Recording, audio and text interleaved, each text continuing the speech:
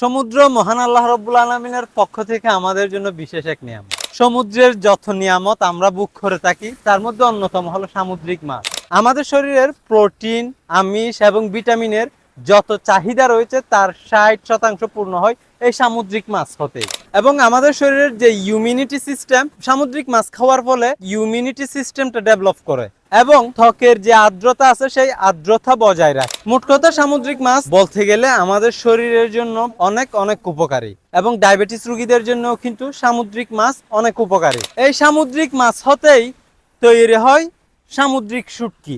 পুষ্টিবিদ ডাক্তাররা বলে থাকেন সামুদ্রিক শুটকিতে সামুদ্রিক মাছের প্রায় দ্বিগুণ প্রোটিন, আমিষ এবং ভিটামিন রয়েছে। কারণ এই সামুদ্রিক মাছকে শুটকি তৈরি করার জন্য টানা 6 থেকে 7 দিন রোদে শুকানো লাগে। এই রোদের যে ভিটামিন ডি সেই ভিটামিন এবং মাছের ভিটামিন এক হয়ে তা দ্বিগুণ হয়ে যায়। তবে এই সব প্রোটিন, আমিষ, ভিটামিনের কথা বললাম, এগুলো পাওয়ার জন্য শুটকিটা হতে হবে শতভাগ নিরাপদ। শতভাগ নিরাপদ বলতে এগুলো শতভাগ লবণ মুক্ত হতে হবে এবং শতভাগ মেডিসিন মুক্ত হতে হবে।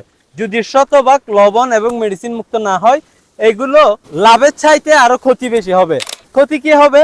আপনার বুক জ্বালাপোড়া করতে পারে, এগুলো খাওয়ার পর গ্যাসের সমস্যা হতে পারে, কিডনির সমস্যা হতে পারে, এমনকি মেডিসিনের কারণে আপনার ক্যান্সারও হতে পারে। তো শুটকি ক্রয় করার সময় অবশ্যই শতভাগ নিরাপদ শুটকি আপনি ক্রয় করবেন।